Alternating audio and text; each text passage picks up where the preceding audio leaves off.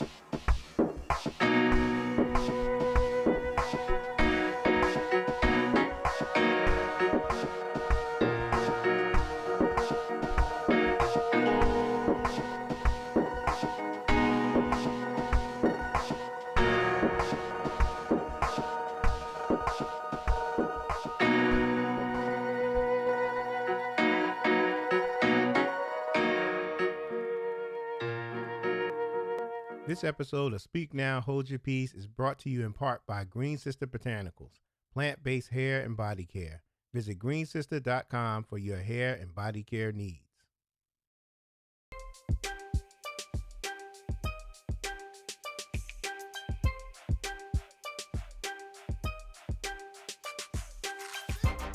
She's good. She's good.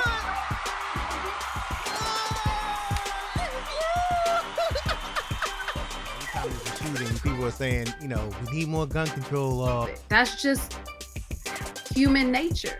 Welcome to Speak Now, Hold Your Peace, a live broadcast with real conversations about community social issues, politics, business, health, self-care, and more. We broadcast live on the Speak Now, Hold Your Peace Facebook group and the Speak Now, Hold Your Peace YouTube channel. And now, here's your host, Say What I Feel, Dre. Welcome to Speak Now, Hold Your Peace. I'm Say What I Feel, Dre, and today we got a good show for you. We're going to be talking about Black love, okay? Talking about Black love, and before I even get started and introduce you to my guest, my special guest, I just want to say that I don't put anybody out there. You love who you love, whether they be black, white, or whatever. And that's fine. If you like plain milk or whatever, I like chocolate. I mean, that's on you. This is totally up to you. Everybody choose who you want to choose. There's nothing wrong with that. But I'm not here to tell you that black love is the only love that you should go for, or whatever, or you should love just a black woman. But I'm just talking about black love, the magic in it, and we're going to talk about some. I'm gonna raise some questions about dating, races, and stuff like that. Just a few questions, but I just want to make that clear because I don't want people emailing me saying, Andre's against anybody who don't date black women. I don't care who you date. I got mine. I have mine. I don't need yours. Okay, so all right, so I want to introduce my guests. Real excited about this. I have Rodney and Kanika. Went to school with them. They've been together since I got to Shaw University in 1994, but they were together earlier than that. They've been together a long time. You can see they've been together 28 years and been married 24. He looks happy. He got the thumbs up, so he's a happy guy. Oh, I didn't even notice about the shirt. Oh, snap! Yo, okay. I gotta copy that. You got the You got the days and everything. All right, okay. All right. How y'all doing? What's up? Good. Good and Yeah? you. Okay, all right, I'm good. I'm good. Kanika, what's up? I'm good. All right. All right. I can't wait to ask you some questions, Kanika. All right. So now I thought it would be good to have a married couple and a couple that's engaged. I didn't know they were engaged. I thought they were married, but then I was like, that's even better because they're not at that stage of marriage yet, but they're engaged, but they're not married yet. So I think this is a good like you get kind of both sides of the thoughts and stuff like that. So I think that's cool. So we have Marika and Seneca. They have been together for 3 years and they're currently engaged. How long you guys been engaged? How long you guys been engaged for? Since May 1st. Yeah. Seneca, I'm gonna tell you something now, and I'm sure I'm sure Rodney will agree. When it comes to dates about you and your significant other, don't think, know it. Like don't do this. Just don't. Whatever you do, don't do this. Because sometimes you be like, pow, all of a sudden you hear pop, So, I'm just, just make sure you know that. All right, brother? Good deal. All right. I was just kidding, man. Those dates, man, they hard to remember sometimes. Sometimes, but it is what it is.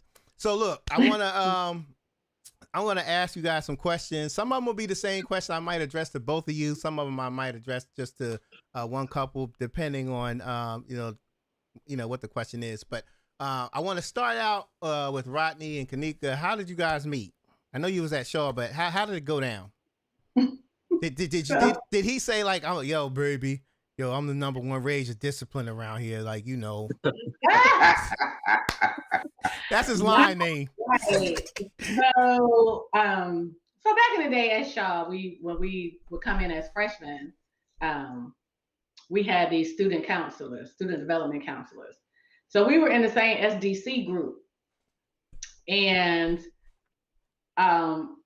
he told me the story that while we were Mark was our SDC counselor, so he asked us, "Hey, do y'all want to look at the campus or do y'all want to go to the mall?" And I said, we were on the bridge. I said, we can stand right here on this bridge and you can point out every building on Shaw University campus. Like, stop playing with us. Let's go to the mall. So Rodney had said, was it to Jake? It was my cousin, Jake. Said to Jake, yo, who this loud light-skinned girl? So that was his first noticing of me or whatever. He says he came to the basketball court sometime during our freshman year and tried to holler, but I was like, yeah, I don't remember that. So, I clowned him and joked him a little bit on that. Mm-hmm. And then fast forward like a full year later, I was like, Chris, what your boy doing? So then that's how we ended up dating. Okay. Wow. Wow. Your story was completely different from mine. I think I had to work a little more because my wife's 6 feet and I was like 5'8" at the time. I think I might have got a little short over the years, but it wasn't the same. The chase was real. Oh man, Marika and Seneca, how'd y'all meet? We met on Match.com. Okay. Believe it or not. Okay. We met on Match. I think we both had been on there. Maybe I was on there maybe a month. How long were you on there? Maybe 2 weeks. 2 weeks. Okay.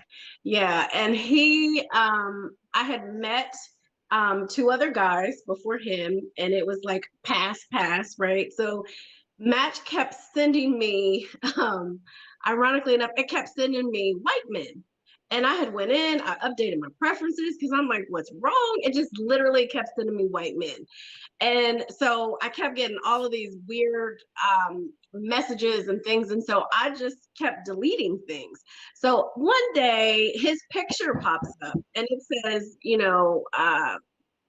I forget what you named yourself on the thing, but likes you. And I was like, he kind of cute. And it said he was from my same city. And I'm like, you don't see a lot of, us in the city. So I'm like, I sent him a message and I said, what grocery store do you shop at?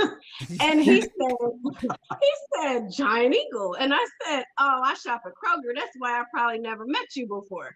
And from that point forward, we have been talking ever since. And somewhere in the conversation, I said, I'm not usually the forward person, even though I sent you the message first. And he said, no, I sent you like 2 messages before you ever even responded to me. Right. Yeah. And he said, maybe I didn't say the right thing or whatever. And I must have deleted his message somehow, but God and the universe still brought us together. So. Wow, that's what's up. Yeah. That's what's up. Now I'm going. What was your preferences? Yeah, what was you picking, white women, or what was your preference? Yeah, man, I was looking for white women. I ain't. Wow. It was strange because for her to have her profile set up the way that it was set up, and for her to get me, and for mine to be set up the way it was, and to get her was just hilarious. Yeah. Wow. That's amazing how that came together, though. Wow. So I want to ask both of you, both of the gentlemen, Rodney, how did you propose to her, to Kanika? Oh, to Kanika? Mm-hmm. Well, who else you proposed to? No, I know. So, after spending a lot of time on campus, socializing, when you're on college campus, it's going to school, you got free reign, right? So you got a lot of time that you can spend with significant other versus somebody in you guys' situation where you're working. So spending a lot of time with her and that feeling, right? When you really find out that you're truly in love, you thought you were in love, dating and everything else, but you get that feeling. And then as time went along and you start finding yourself yoked to this person, thinking the same way, finishing, completing sentences, it came to me and it was like, yo, this is the person I want to be with for the rest of my life. So it was my actual birthday. I was born on February 29th, which is leap year. I actually said, you know what? I'm going to propose today. And I made that proposal on my actual birthday. Wow. So your So, anniversary. Aisha that we went to school with, we proposed at her house. Okay. I actually made a proposal there, yeah. So your anniversary's on a leap year? No. That's the proposal. Oh, okay. Yeah, I was sleeping. All right, got you. Okay. All right, was it like a romantic type thing, or was you know? Yeah. Actually, it was a birthday / so that was my gift to myself, right? Oh, wow. That was a nice line, brother. Dang, that was nice. That was nice. Okay. All right. And he had all the people come over. It was like all the Fraternity Zetas and the brothers. Sigmas come over, and my crew was there. Yolanda, Tiffany, all them was there. So it was like a whole thing. Okay. I thought we were just celebrating a little birthday. Wow, that's funny. Seneca, how'd you propose, man? Man, I started off on, this was like over time, right? So I started off on Christmas. It was a Christmas present that I had got her, just an empty box. And inside the box, I put, don't open until 60 days or something like that. Or I put a Post-it on the gift. So she's looking at me and she's like, who does something like that? Right? You're going to make me wait 60 days to find out what's inside the box. Like, yeah, it'll be fun. Let's just, have fun with it. So the 60 days go and I take her out to dinner and she gets to open up the present. And in the present, there's another note that says, we got to wait until such and such date. Right? So now at this point, she's looking at me and she's like pissed off. She's got the pissed off face. And I'm like, man, this might not go as smooth as I thought it was going to go. Right? I see this in my head. Right? So we go through, I have a conversation with her about it, and we get excited. We're enjoying dinner and everything. So then comes May. And throughout this entire time, I'm just observing everything. Her interactions with our kids, the interaction that she has with my mom, things of that nature that you look for in your spouse, your partner, right? So I'm seeing all these things, and one of my best friends is a minister. So I sat down and I spoke with him, and he's like, dude, what are you waiting on? If everything is lining up the way that you're seeing it. What are you waiting on? What's going on? So I'm like, listen, you're 100% right. So I'm gonna go ahead and let's get everything locked up. So comes May, and now mind you, she is extra nosy, extra nosy. So I'm going through the day of the engagement trying to hide all of this stuff from this lady that's happening in the backyard. I've got family coming, I've got a DJ coming, a bartender coming, I've got all of this stuff happening. The chef came. Meanwhile, she's in the house looking at me like I'm going crazy. I'm in and out trying to get the yard together. You can't come out here, don't worry about it, blah, blah, blah. So finally, I get everything set up, and she walks outside and she's like, "Oh my goodness, this is amazing. This is nice, right?" Now, as she's walking out saying how nice it is, the DJ is walking past her like this, and she's like, who is that? Like, nobody. Don't even worry about it. He's just here for the party.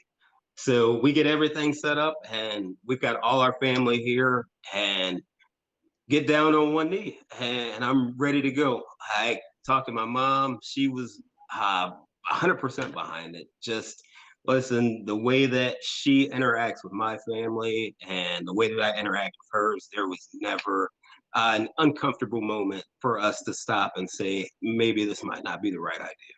Right.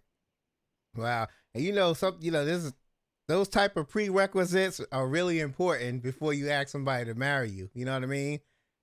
Because sometimes, you get married or somebody gets engaged to somebody and then you never met their family. That could cause not cause problems, but it could be a challenge. You know what I'm saying? Like, because your mind is already made up that you're going to marry this person. And if your mom or your father don't like them, that just presents issues. They just going to have to grow to like that person. But it's definitely a challenge, and prerequisites are good, especially if the family have met each other and all of that. So I think that's cool. So I want to get to one question for the Sprules because they're married. This is a married question here. You've been married for 24 years, been together 28. What was in terms of the marriage, what was the most challenging part of the marriage at the beginning? I told y'all my little issue, it wasn't an issue because I did pretty well, the toilet seat thing. But the toilet seat has never been an issue in my household. Nope. I'm like, if it's up, you put it down and use it. I don't understand why it's a challenge. Right. So that was never a thing over here. No challenges. Well, for me, it was living with him. Uh-huh. That was my challenge.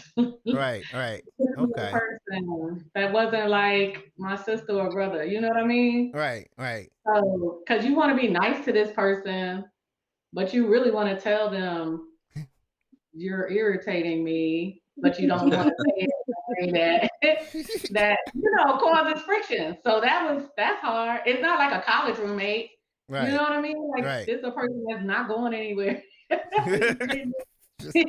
Right? So you don't want it to be like tense in the household all the time because somebody, didn't put a dish in the sink or left something on the floor or whatever. So you just had to living with them. Yeah. I have to agree with that. Like I said, we started dating when we was in college. So you know how that is, right? You go on a date. Right. All right. She goes back to her dorm. I go back to my dorm. I go with my fellas. She goes where her girls hang out, right? But you never have to share the responsibility of the household and finding that rhythm. So when we first got together, it was like, okay, these are your courts, these are my courts, right? And we got to figure that out, how you make that work, right? Mm-hmm. Being young, obviously, the challenge is when you get married at such a young age is financials, right? Trying to figure out how you manage that because you're not coming into the workforce with a whole lot of money. Right. How do you balance checkbooks? Who's the saver? Who's the spender, right? You're the yin and the yang, right? So it took a little bit of time. In the beginning, she was the financial person that was paying all the bills. For the last 22 years, I've been doing it after that.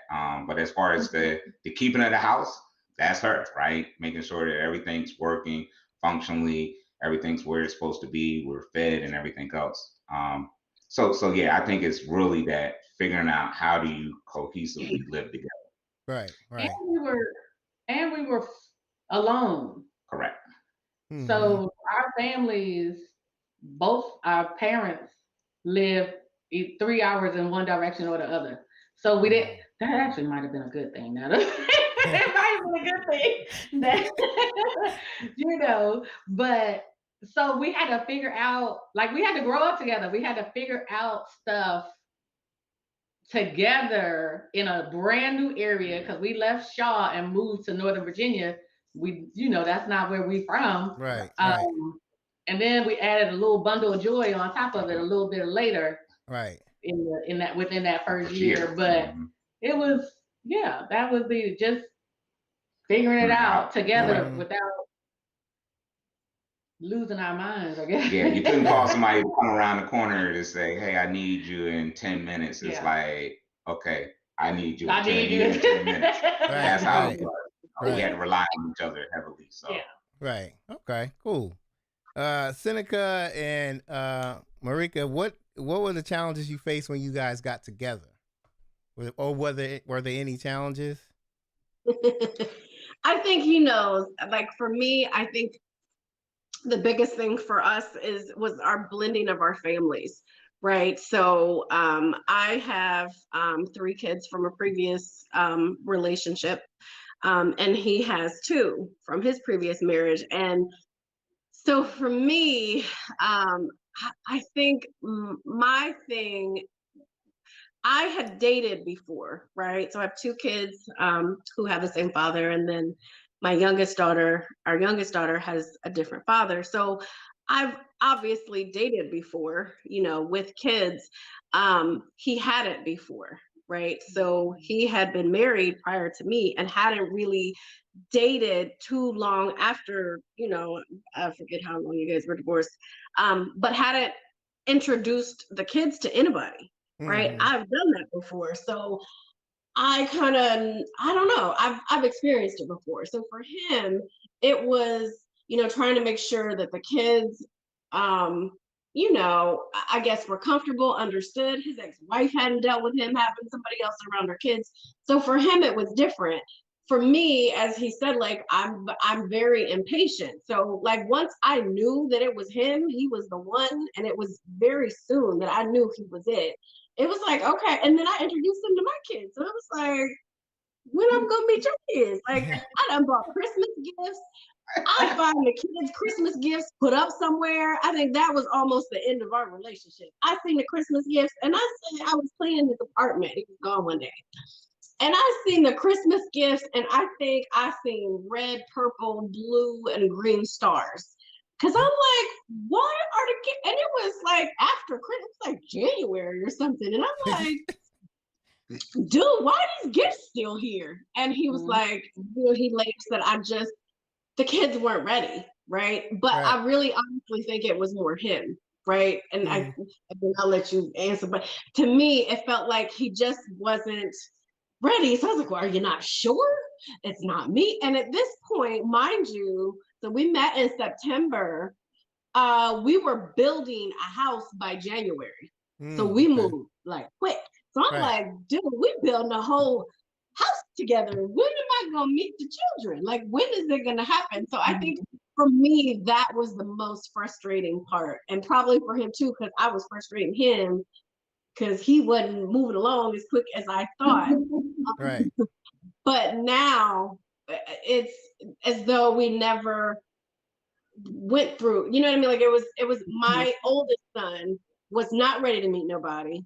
His oldest wasn't ready for me. The younger kids were okay, but once we even introduced each other, it was then trying to mesh the kids together, right? And make sure, and when you have kids, you're always trying to make sure that somebody treats your kids fair and treats your kids right and is not, playing favorites over here. And so me, my mother always taught me, like, you treat whoever you with, you treat their kids the same as yours. Don't be extra nicey because when that falls off after a while, your kids are going to be looking at you like, dude, you never let us get away with that. So I came in just Marika, and I can be kind of rough sometimes. And there was never a gap in between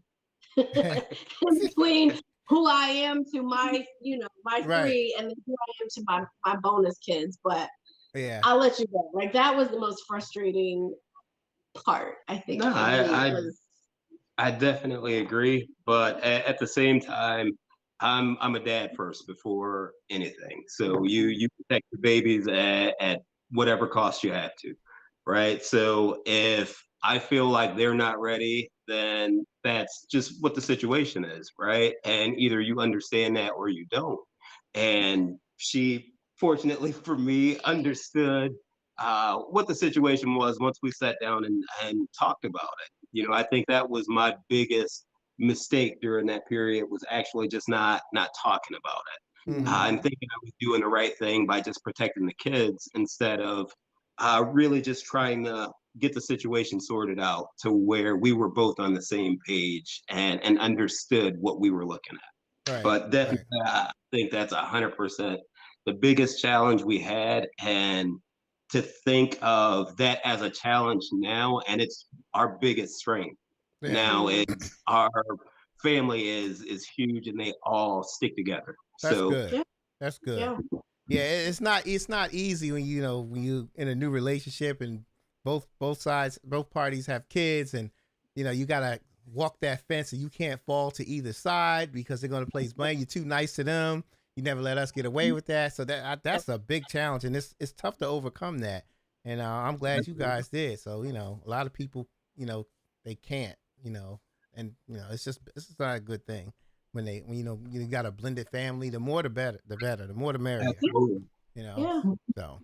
Yeah. So let me ask you guys this. I sometimes I'm with the fellas sometime, and we talk about marriage and stuff like that. And some of the guys that in the past that I've went out with, just get wings and stuff, were single, and they was just like, "Oh, I'm not getting married. I'm not being locked down." And I try to explain to them, marriage is not a lockdown, brother. Like it's just like the best thing in the world. Like you're losing out. You think marriage is a lockdown, and for me, when I hear people say that, I'm hearing you're the one that's not ready. Like you're not ready for marriage. You want to do your own thing. I love her, but I ain't getting locked down. So you want to do your own thing. But let me ask you this: and they say this once they get engaged or once they get married. So let me ask you. I'm gonna start with you, Rodney. Uh-huh. I'm trying to think. Can I, Kanika too? I guess I can ask you both of you this: when you got engaged and when you got married, did you feel more pressure to be like a better husband? Like, some guys they'll get married and they'll be like, "Oh, I'm locked down now." They're nervous about being locked down, and they just get locked down. For me and for other people, like it was like I just want to be a better husband. When you got married, once you got married, did you feel any pressure to be a better husband or a better wife, Kanika? Did y'all feel any type of pressure, or like just hoping that you'll do well as a wife, as a husband? You got the He said Kanika. Oh. So did I feel pressure to be a better wife? No, I'm the bomb. So if I'm gonna just go with the punches. Right. Like I felt like I don't know, because I don't know that I had any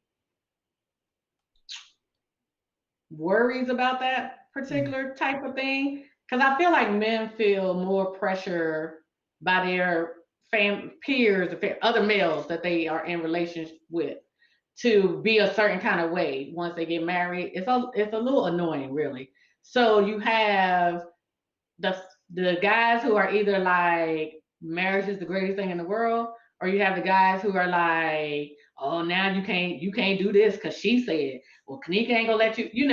So when you hear those types of things, I feel like guys feel the pressure to be like, oh, that ain't gonna be me. She ain't gonna be telling me what to do. She ain't gonna be bossing me around. Right. And so so it's like a little annoying, because you're looking at the person like, that's not what our relationship is. So for me as a wife though, I was feeling like I'm good. I'm doing what I'm supposed to do, and I don't want to have to hurt nobody later on. So we're gonna be clear on Right. we're gonna be clear on what the rules of the house are, or whatever. Right. But for him, it probably was different. I never, and, we were young. We were 22 and 23 years old, so it was crazy. Yeah, But right. You feel I any won't pressure? say I won't say outside pressures, right? So it's probably more your own personal pressures, right? Because you start to set expectations, right? Your own internal expectations. Mm-hmm. So as a husband, as the head of the household, you start to. My parents have been married their entire life, right? So it would have been 50 years, but my dad had passed away just before their 50th anniversary. So with that being said, I've always seen both parents in the household. I saw how my dad took care of my mom and my mom took care of the household and things of that sort. So from that standpoint, but I agree with you, Dre, from a standpoint, there's brothers out there that, oh man, I love her, but I don't want to be locked down. And typically when you sit down and you have conversation with them, it's picking up on all the negative connotations that their peers are presenting to them. Man, my girl was doing this. I ain't got time for this. So they always picking up those bad vibes. With me, I never had that. Never had the point that I couldn't move or felt as though I was enclosed or I had to change up. It was more about what do I need to do as the head of the household, a husband, and taking care of my family. That was internalized. So I won't say it was a negative pressure, but it was pressure that I was applying to myself. Right. Yeah. I think I had a little of my little self pressure. Like, man, because I got married I was 26. I was 26, and it was just like, okay, what do we do now? Like when we got married, and we got home, just like, what do we do now? Like, you know what I'm saying? Like, it's not what do we do now? Like it was just like, wow, we're married now. So like, do we sit down on the couch and watch TV all day, or after work? Like, it was crazy. Seneca, did you feel any pressure after the engagement? No, I didn't feel any pressure. I think the big thing that happened with me is realizing that she forces me to be a better me every single day. So when you have somebody like that, I don't think it becomes pressure. You want to be better because this other person expects you to be better, and she's pushing you to be better. So with that kind of motivation, again, like I said, I don't see it as pressure. I just see it as being the best me I can possibly be every single day. Right. And honestly, I like black men, man, like black women make us strong, man. Like, they make us so much better. Like, it's just amazing. I'm gonna tell you, man, because sometimes even like as a man, our pride sometimes just like will get in the way of making the right decision or a good decision. Sometimes our pride will have us making bad decisions. Not like bad, like, oh, I'm gonna go out and shoot this dude, but just more like stuff like that's, just not even worth addressing, or, with other people, ignorant people, stuff people say that's, ignorant and all that. You just pay it no mind. And with your wife on the side of you, it's just like, she's puts you, tells you, hey, it ain't worth it, whatever. But, there was sometimes at one point when I was young, it was, somebody would say something to her. All right, I'm on my way up there. Like, we were in college, Crabtree Valley Mall. Dude, said he gonna get her after work. What? Oh no! Oh hell no! But like stuff like that. I don't care what she say. She ain't talking me out of it. Like, I ain't, not nobody gonna disrespect my woman. But stuff like, I'm driving too slow and the guy sticks his middle finger up going past me. She'd be like, it's not worth it. And it is not. So thank God for the black woman, because woo, I'm here. It's the opposite. It's the opposite here. Somebody give her the finger. I'm like, babe, it's not worth it. Don't. Right. I'm like, right. I'm over here like, oh, wait, hold up. Feet up. He give me $50. Let's get it. Yeah. Oh yeah, Oh, man. no. It's rough. It's rough, man. Like it's just like crazy, man. So I'll tell you, man. Like I don't know, man. I've done some crazy stuff. I'm not gonna lie to you. And if I didn't have her, I'd probably be in some trouble somewhere. You know, I don't know. I don't even know where I would be right now. Honestly, I'm gonna keep it real with you. But it is what it is, man. I'm glad. I'm glad that I got her. That's all I'm gonna say because she changed my life. So Rodney and Kanika, let me ask you this: you've been married 24 years. What is the ingredient to a good marriage, in your opinion? Everybody's different, but in general, what's the key? What are some of the keys to a good marriage that will make it last? I guess never forgetting how you got to the point where you are, right? Where did it all start from? What were you doing then, right? A friend of mine's, his mother always says this is you got to continue to date her. Mm-hmm. Date her to get her, continue to date her. So you got to make that same efforts that you were doing to, as women say, to reel me in, right? You got to do those same exercises. So Dre, you track us on Facebook. You see the Boo and Bay pictures and things, right? So Right. so we take time to go out and do those things. Now we are in a position now to do it more than we did in the past, right? So we had our son after a year after graduating from college. So having a newborn, starting your life early, all of that. It was a little bit of challenge in the beginning because you're trying to keep the household going financially, working and things of that sort. Now we empty nesters, right? So it's a lot easier. So I'm able to come home and say, hey, schedule time. Let's go do this. Let's do that. What was it, about 3 years ago? We were sitting here Christmas, and I said, you know what? I realized that we can move a lot easier. So I sat there on Amazon and I ordered 2 bags, and they were here within the next day. And I said, what you got to do with this bag is this bag needs to be packed and ready at all times. So if you come home from work and I say, get in the car, grab your bag, get in the car, let's go. Right? Don't ask no questions. Let's just go. So it works. We've done it. I've come home from work. Hey, get in the car, spend the weekend at the Outer Banks. Stuff like that. Mm-hmm. So it's those things that you have to continue to have that drive and initiative that you had to get her. You got to keep doing it. You can't just say, well, it's 20 something. She's not going anywhere. No. You got to make sure that you maintain her as well. As you said, the Black woman, queen. This is my left arm. Right. I could probably do without this, but I can't do without her. So right. So Marika, Seneca, whatever you doing now, 25 years from now, you're gonna have to be doing the same thing. Exactly. Your game got to stay on point. All right. I will remember that. Absolutely. So let 25 years, I'm still holding you back. It didn't work. Oh man, let me ask Marika. Wait, hold on, Ray. Hold on before you go to the next question. You got Rodney's perspective. That's not necessarily my perspective. Okay, go ahead. I like it. I'm here for the dating because I like it. All right. But so I would actually say what keeps it together is, we love each other. Period. Mm-hmm.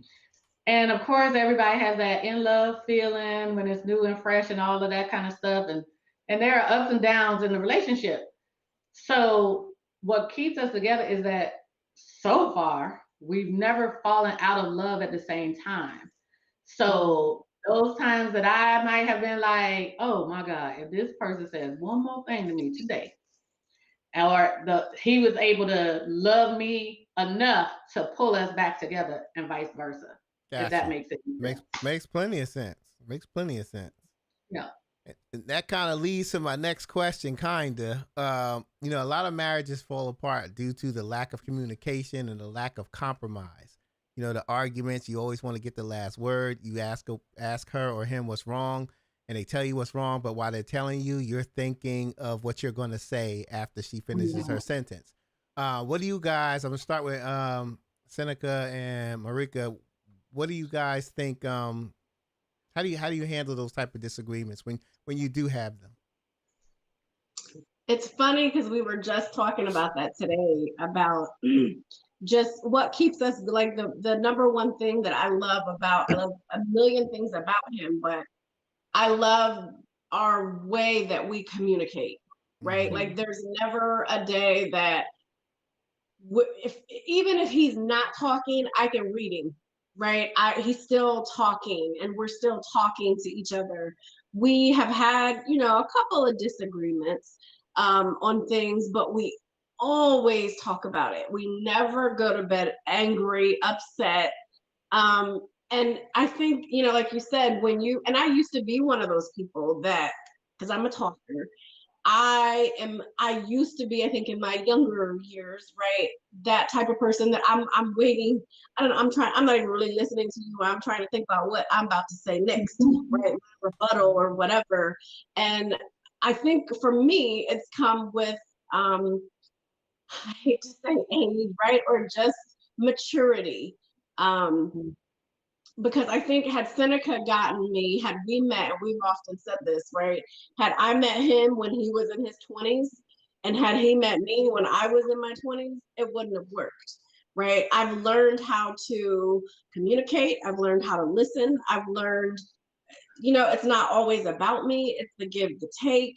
I've learned a lot. And the majority of what I've learned is to listen, right? To listen. And he has done the same, right? He told me he's not the same person, right? He said, if you would have got me this amount of years ago, we wouldn't have worked, right? Because I'm not a talker. I didn't like to talk. I don't want to talk about, and I am a talker. Let's talk about it right now. And so I think that's one of the number one strengths, I think, in our relationship is the communication. And just that we're always talking and learning. And I'm like, you didn't like when I said that, did you? What about that didn't you like? Right. And I'm a life coach, right? So I'm always reading cues and figuring out body languages. And I know when his energy is wrong. And I'm like, what's the matter? Did I say something to piss you off? What's the matter? Like, we just communicate. I think that is one of the most important things in our relationship. Yeah, So for I don't know sure. what you. No, I think as a young man, you go through that phase of, I'm the man, I'm gonna have the last word. There's no compromise, there's no any of that. Listen, this is it. So as you get older, you start to learn and understand that having that last word isn't that important, right? And 9 times out of 10, you don't even remember what the hell you're arguing about anyways. You're just trying to keep that last little bit of, I was right? That's it. But as you get older, again, you start to realize it's not that important. You start to open up your ears and close your mouth and take in what's being told to you, because at the end of the day, it's only going to help you, Right. right? When you have that kind of trust in your relationship, that's what builds you and keeps you going. When you can actually listen and take the words that you're hearing and then put action with those words that you heard, and show her that, listen, I didn't just sit there and hear the TV, right, while we were talking. I was actually paying attention to you, and then do something with it. So definitely, in my 20s, it wouldn't have worked for sure, because she be on it. What about you, Rodney and Kanika? Well, you'll get to that point, and I'm listening to what both of you just said. We've been there. I think the next phase that you'll get used to or embark on is when you walk in the door, you can look at your spouse and know, is it a time that I need to have a conversation? Do I need to see what's wrong? Do I need to just give him his space? You'll be able to pick that up immediately. I mean, there's been times that I've walked in the door and she knows it's not the time to say anything to him right now. Let him, give him about half hour, let him decompress. He's just came off the road, driving home from a commute. Something's there, but it's not the time to ask what's wrong, baby, type thing, right? So she picks that up and vice versa. But then she can tell when there's something literally bothering him, and I need to talk to him, and he needs me to talk to him.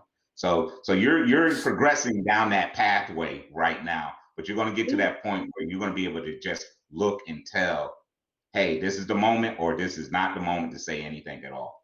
We do that now. Like it's like we say, know your audience and know when, I know to give him time.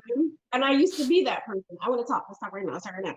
I'm not her anymore, right? Like you said, I know I can feel his body language, and I can say, this is not, I'm gonna give him his space. It's not the time. Or I know when it's like, okay, listen, what's going on?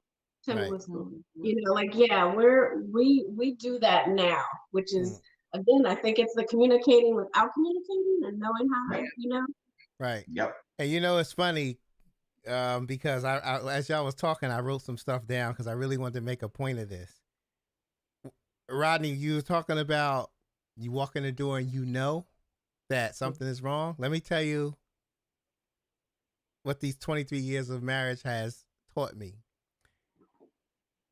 I can tell when Renelle's upset. If I'm in the living room and she's putting dishes away in the kitchen, the clinking, I can tell you if she's upset just by the clinking. I kid, y'all laughing, but I kid you not. I'm telling you, I know by the clinking of the dishes if something's wrong. 2, breathing. So if I'm in the same room and she goes something like, there's like 3 types of, there's the first is I'm tired. Okay, that's the norm. The second type is I must have did something to aggravate her. And then there's the third type of like, I don't know what I'm going to do type of all right. So that's that. And the last one is in the bedroom. So we're laying down. I hear like maybe a breath, like a and then I'm like, 3, 2, 1, a question is coming. Bam! Here comes a question. Do you think, or you don't see nothing wrong with just whatever? But I know through the breathing, the dishes, and the pillow talk. The first question I know, like if she asks me a question, I know where we're headed. It's just, you know what I'm saying? It's just it just comes so naturally, So I'm with you on that, man. Like you that stuff is just amazing. How you know your significant other like that. It's just amazing, man. I think that's kind of cool. But sometimes I know when not to say nothing, when to say something. It's tough. It's cool though. I don't like talking in the bedroom. Mm-hmm. Rodney is a bedroom talker. Like he'll talk about stuff. I don't like to talk in the bedroom. I like the bedroom for the fun stuff. I don't want to talk to you. Like if we gonna discuss something heavy, you know what I mean? If we talking, let's be like in the downstairs in the family room or whatever.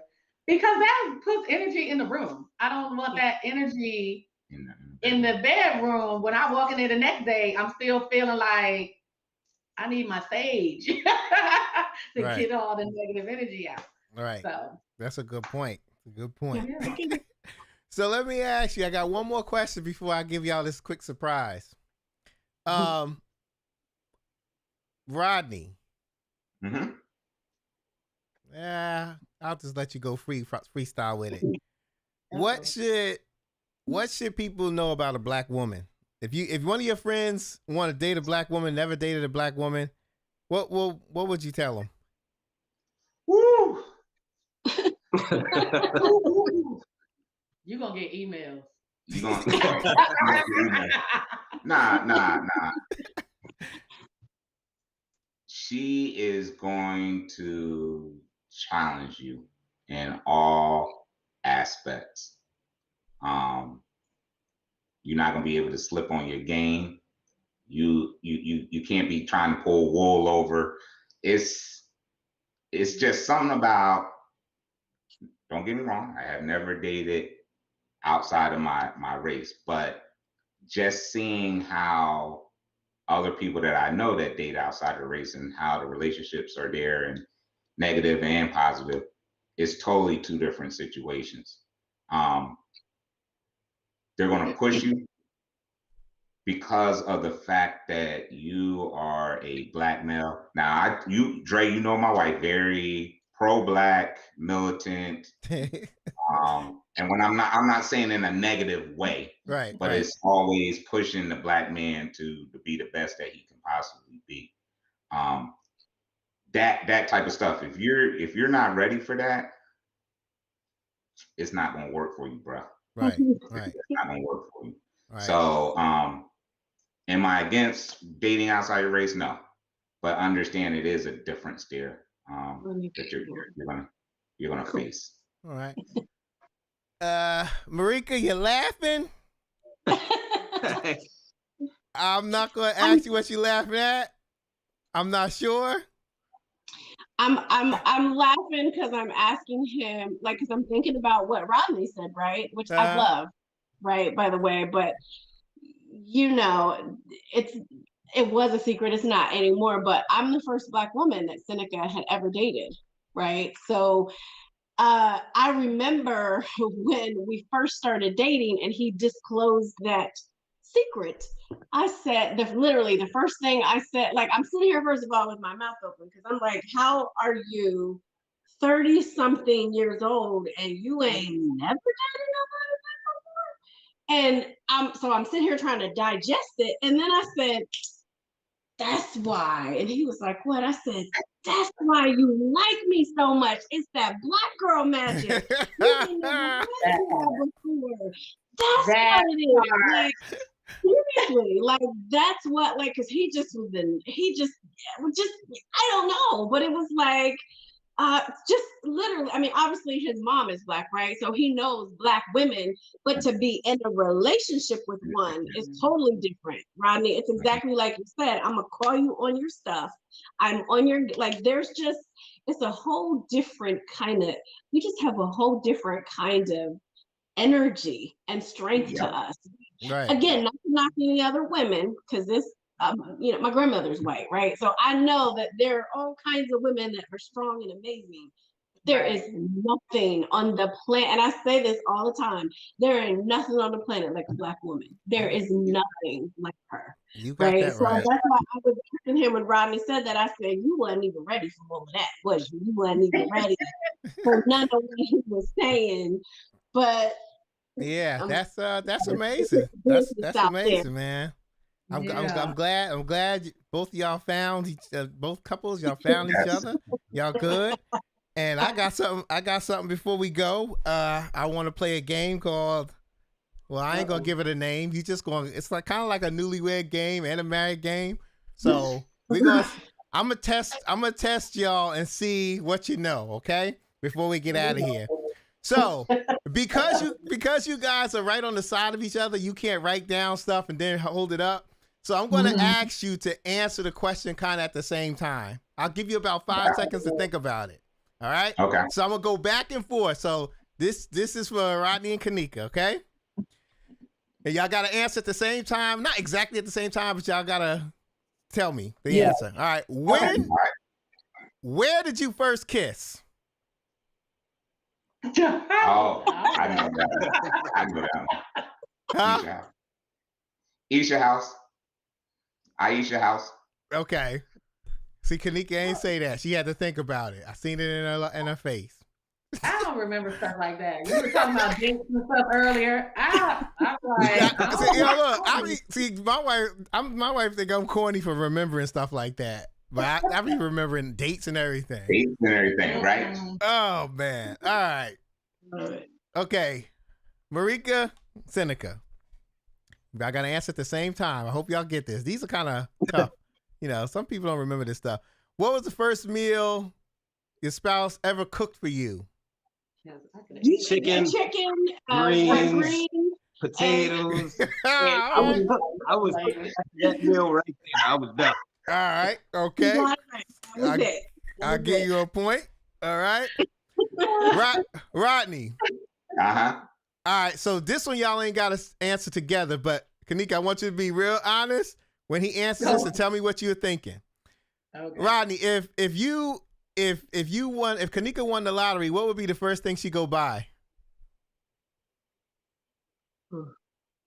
Win the lottery is dependent on how much. $100,000.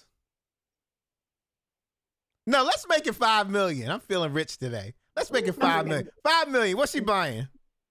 $5 million. She's not gonna buy nothing huge. She's gonna probably pay off the house type scenario. You know, take care of things around here, but not to go purchase nothing large. All right. Was that it?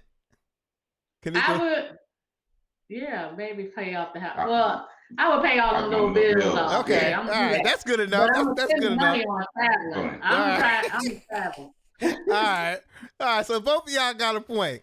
Okay, Rodney, I'm gonna give you this one. No, Marika and Seneca, I'm gonna give you this one. Let me see. Seneca, what's Marika's favorite junk food? She really doesn't eat junk food, but the thing that she likes most, if we're talking about junk, is gummy snacks. Is that true? I'll give him that one. Absolutely. All right. Point for you. I'll point for you. All right. So Rodney, this one, and Kanika, I got one for you too. But Rodney, this one's for you. What? No, actually, this is for Kanika. Okay. Kanika, when is Rodney's mother's birthday? April, oh my God, 9th. Is that true? 7. She got it right. Yeah. All right. I give you a point for that. All right. It's 2-2. We're gonna go with the last round. Okay. I got two questions. I got a lot of questions here, but I'm trying to figure out which one is easier. I mean, harder. No, I ain't gonna ask you that one. That's making me nervous over here. That was that question that was gonna get you in trouble. All right. Let's see. How about this one? Okay, this is a good one. All right, here we go. Let me just see here.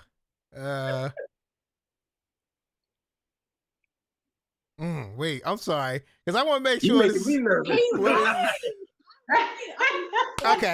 All right. This ain't that hard. All right. Okay. Rodney, what is your spouse's most repeated sentence or phrase? I know she got several of them. I know that. Boy, bye. Exactly. That's what I was thinking. Yo, that's exactly what I was thinking. All right, same question. Seneca, what's her most repeated sentence or phrase? Oh man. And you know what? Wait. Since you're engaged, y'all ain't been together as long as them. I'll give you an option to opt out and get another question, but I can't tell you what the question unless you opt out and get it.